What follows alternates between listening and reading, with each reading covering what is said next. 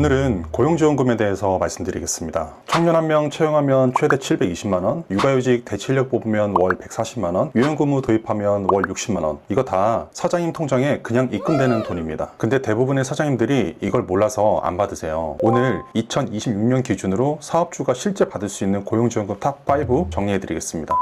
첫 번째, 청년 일자리 도약 장려금. 만 15세부터 34세 이하 청년을 정규직으로 채용하시면 받는 지원금입니다. 기본 조건부터 짚고 넘어갈게요. 사장님 사업체가 고용보험 피보험자 수 5인 이상 우선 지원 대상 기업이어야 합니다. 다만 지식서비스, 문화콘텐츠, 신재생에너지, 청년창업기업, 미래유망기업, 지역 주력 산업에 해당되시면 피보험자 수 1인 이상이어도 해당됩니다. 5인 안 되는 소규모 사업장도 업종만 맞으면 신청할 수 있다는 얘기입니다. 채용하시는 청년은 주 소중근로시간 28시간 이상 정규직이어야 하고 6개월 이상 근속 조건이 있습니다. 금액이 파격적입니다. 그런데 사장님 사업장이 어디에 있는지 따라서 완전히 달라져요. 첫 번째, 수도권 유형. 취업 애로 청년을 정규직으로 채용하시고 6개월 이상 고용 유지하시면 1년간 최대 720만원 사업주에게 지원됩니다. 취업 애로 청년이 뭐냐? 4개월 이상 실업 상태였거나 고졸 이하 학력자를 말합니다. 이 조건이 걸리기 때문에 수도권은 아무 청년이나 채용한다고 되는 게 아니에요. 두 번째, 비수도권 유형. 여기는 조건이 훨씬 좋습니다. 취업 애로 청년 조건 없이 일반 청년 누구나 정규직으로 고용하시고 6개월 이상 고용 유지하시면 사장님 1년간 최대 720만원 지원됩니다. 그리고 여기가 진짜 중요한데요. 비수도권은 청년 본인에게도 2년간 지원금이 직접 지급됩니다. 청년 개인 지원 금액이 3단계로 나뉩니다. 일반 비수도권 지역에 있는 청년은 2년간 최대 480만원을 6개월, 12개월, 18개월, 24개월 근속 시점마다 각각 120만원씩 나눠서 받습니다. 부대 지원 지역 소재 청년은 2년간 최대 600만원, 시점마다 150만원씩입니다. 특별 지원 지역 소재 청년은 2년간 최대 720만원, 시점마다 180만원씩 받습니다. 그러니까 특별 지원 지역에 있는 사장님이 청년 1명을 채용하시면 사장님 720만원, 청년 720만원 합쳐서 1440만원의 정부 지원이 들어가는 겁니다. 신청 방법과 타이밍도 정말 중요합니다. 신청은 고용24에서 하시는데 순서가 있습니다. 먼저 사장님이 도약장려금 참여 신청서를 제출하고 승인받은 후에 청년을 채용해야 합니다. 다만 청년을 먼저 채용한 경우에는 채용일로부터 3개월 이내에 사업 참여 신청을 하셔야 합니다. 기간제로 먼저 채용하셨다면 기간제 채용일로부터 3개월 이내에 정규직 전환과 사업 참여 신청까지 완료하셔야 합니다. 이 지원금은 예산 범위 내에서 지급이 됩니다. 2026년 사업 기간은 1월 1일부터 12월 31일까지인데 단 소진 시 지원 조건을 충족해도 지원이 안 될 수 있습니다. 채용 계획이 있으시면 최대한 빠르게 움직이는 게 좋습니다. 두 번째, 정규직 전환 지원금. 어떤 사장님한테 이 지원금이 필요하냐? 지금 사업장에 아르바이트, 계약직, 파견직 직원을 두고 계세요. 정규직으로 전환해드리고 싶으신데 인건비 부담 때문에 망설이시는 분들, 바로 이런 사장님들을 위한 지원금입니다. 핵심부터 정리해드릴게요. 대상은 5인 이상 30인 미만 소규모 기업입니다. 금액은 정규직 전환 후 그 직원의 월 평균 임금이 월 20만원 이상 증가하면 월 60만원, 20만원 미만으로 증가하면 월 40만원을 받습니다. 최대 1년간 지급이 되니까 정규직으로 전환하신 직원 1명당 최대 720만원 받을 수 있습니다. 3개월 단위로 신청하시면 됩니다. 어떤 직원을 전환해야 지원이 되는지 조건을 정확히 짚어드릴게요. 첫째, 사장님 사업장에서 6개월 이상 근속한 기간제, 파견, 사내 하도급 근로자 또는 노무 제공자이어야 합니다. 뽑은 지 1개월 된 알바생을 정규직으로 전환하는 건 안 됩니다. 6개월 이상 함께 일해온 분이어야 합니다. 둘째, 고용보험에 가입된 근로자여야 하고요. 4대 보험 안 들고 계신 분들 대상으로는 안 됩니다. 셋째, 정년까지 남은 기간이 2년 이상이어야 합니다. 정년이 얼마 안 남은 분을 전환하시면 지원금 안 나옵니다. 넷째, 전환 후 월 평균 보수가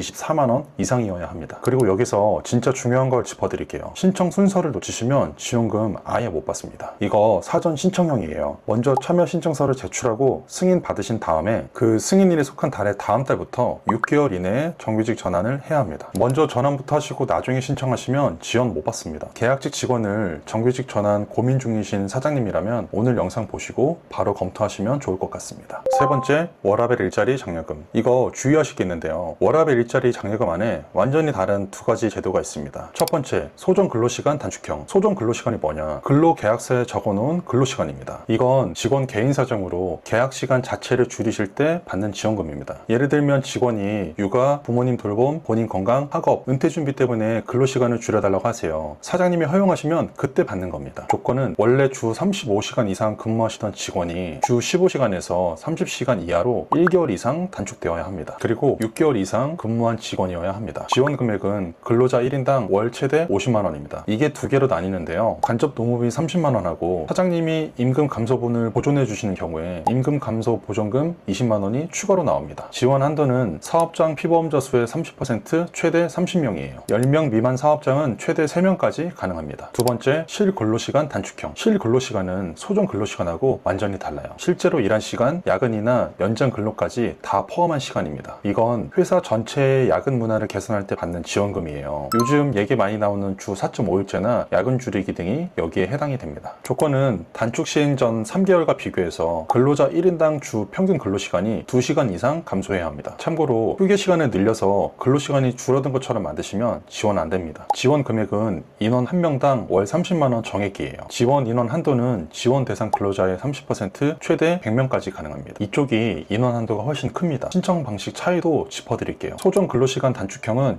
요건형입니다. 요건만 갖추시고 사후에 신청하시면 돼요. 단축을 시작하신 다음 달부터 3개월 단위로 신청하시면 됩니다. 실근로시간 단축형은 공모형입니다. 먼저 참여 신청서를 제출해서 승인 받으신 다음에 실제로 근로시간을 단축하셔야 돼요. 승인이 없이 먼저 단축하시면 지원 못 받습니다. 정리하면 이렇습니다. 직원 한 명이 육아나 돌봄 때문에 근로시간을 줄여달라 하신다. 소정 근로시간 단축형 신청하세요. 회사 차원에서 주 4.5일제 같은 근로문화 개선하실 계획이시다. 실근로시간 단축형 참여 신청부터 하세요. 주의사항 하나만 더 말씀드릴게요. 소정 근로시간 단축형은 원칙적으로 초과 근로하시면 지원이 안 됩니다. 연장 근로가 월 10시간 초과하면 그달은 지원금 안 나옵니다. 그리고 월 평균 보수가 월 115만 원 미만인 근로자는 지원 제외입니다. 워라밸 일자리 장려금이 왜 좋냐? 직원 만족도도 올라가고 정부 지원금도 받고 요즘 인재 채용할 때 유연근무 있다는 게 큰 강점이 되거든요. 세 가지를 한 번에 잡을 수 있는 제도입니다. IT 회사, 지식서비스 회사, 사무직 위주 사업장이라면 무조건 검토하시는 게 좋습니다. 네 번째, 육아휴직 대체인력 지원금. 직원 중에 출산 전후휴가 가시거나 육아휴직 가시는 분이 계세요. 그 자리를 대체할 사람을 새로 뽑으셔야 하잖아요. 그 대체인력 인건비를 정부가 보조해 줍니다. 금액부터 정리해 드릴게요. 출산 전후휴가 대체인력과 육아휴직 대체인력은 지원 금액이 같습니다. 30인 미만 사업장은 월 최대 140만 원, 30인 이상 사업장은 월 최대 130만 원입니다. 사장님이 그 대체 인력한테 지급한 임금의 80% 한도 안에서 지원이 됩니다. 육아기 근로시간 단축 대체 인력은 조금 달라요. 월 최대 120만 원이고요. 단축된 시간에 대해서만 지원이 됩니다. 예를 들어 원래 직원이 8시간 일하다가 6시간으로 줄이셨다. 그러면 그 줄어든 2시간에 대한 대체 인건비만 지원되는 구조입니다. 그리고 진짜 중요한 게 있습니다. 업무 인수인계 기간도 지원이 됩니다. 출산 전 휴가나 육아휴직 시작 전 최대 2개월간, 그리고 육아휴직 종료 후 최대 1개월간 대체 인력하고 기존 직원이 함께 근무하는 인수인계 기간도 모두 지원이 됩니다. 그러니까 사장님이 대체 인력 미리 뽑아서 인수인계 여유있게 시키셔도 인건비 부담이 크지 않다는 얘기예요. 지원금 100% 전액은 3개월 단위로 받으실 수 있습니다. 복직 후 조건 없이 휴가, 휴직 기간 중에 3개월 단위로 다 받으세요. 주의사항 하나만 짚어드릴게요. 육아휴직 지원금 특례를 받으시는 경우 대체 인력 지원금과 중복해서는 받지 못합니다. 두 개 중에 유리한 걸 받으셔야 돼요. 직원 육아휴직 얘기 나올 때 너무 부담스러워 하지 마시고 대체 인력 잘 뽑으시고 지원금 잘 챙기시면 사장님 부담 확 줄어들 수 있습니다. 다섯 번째, 육아휴직 업무 분담 지원금. 이거는 대체 인력을 새로 뽑으시는 게 아니고 기존 직원들이 육아휴직 간 동료의 업무를 나눠서 맡을 때 받는 지원금입니다. 육아휴직이나 육아기 근로시간 단축하시는 직원이 있으신데 그분 업무를 다른 동료들이 나눠서 처리하세요. 그러면 사장님이 그 동료 직원들한테 업무 분담 수당을 지급하실 수 있잖아요. 그러면 그 수당을 정부가 지원해 줍니다. 지원 대상은 세 가지 상황이에요. 첫 번째, 육아휴직 업무 분담. 법정 육아휴직을 30일 이상 허용하신 경우입니다. 30인 미만 사업장은 월 최대 60만 원, 30인 이상 사업장은 월 최대 40만 원 받습니다. 사장님이 실제로 업무 분담 근로자들에게 지급한 금액을 초과할 수는 없습니다. 두 번째, 육아기 근로시간 단축 업무 분담. 이건 사업장 규모하고 상관없이 월 최대 20만 원입니다. 단축된 근로시간이 주당 10시간에서 25시간 사이여야 하고 30일 이상 허용하셔야 합니다. 세 번째, 여기가 진짜 새로운 정보인데요. 2026년 7월 1일부터 배우자 출산휴가 업무 분담 지원금이 신설됩니다. 법정 배우자 출산휴가 20일을 분할 없이 연속으로 부여하시고 전체 기간 동안 업무 분담자를 지정하시면 받는 지원금이에요. 30인 미만 사업장 최대 60만 원, 30인 이상 사업자 최대 40만 원, 배우자 출산휴가는 통상 20일 정도라 일회성 지원입니다. 업무 분담 근로자는 한 명당 최대 5명까지 지정 가능합니다. 그리고 여기서 주의사항 하나 짚어드릴게요. 이 지원금은 육아휴직 대체인력 지원금하고 중복해서 받지 못합니다. 그리고 워라밸 일자리 장려금이나 육아기 근로시간 단축급여 받으시는 근무자를 업무 분담자로 지정하시면 이 지원금 못 받습니다. 겹치는 지원금이 있으면 하나만 선택하셔야 합니다. 정리하면 이렇습니다. 직원이 육아휴직 갈 때 사장님이 선택할 수 있는 길이 방법이 두 가지예요. 새 사람을 뽑고 대체 인력 지원금을 받으실지, 아니면 기존 직원들에 나눠주고 업무 분담 지원금을 받으실지, 어느 쪽이 유리한지는 사업장 상황에 따라 다릅니다. 헷갈리시면 전문가하고 상담 받아보시는 게 안전합니다. 본인 사업장이 이 지원금들을 받을 수 있는 조건인지, 어떻게 신청해야 하는지 정확히 알고 싶으시면 영상 아래 고정 댓글에 무료 상담 받을 수 있는 링크 걸어뒀습니다. 직원 있으신 사장님이나 채용 계획 있으신 사장님 주변에 계시면 이 영상 꼭 공유해주세요. 모르면 못 받는 돈입니다. 오늘 영상 봐주셔서 감사합니다.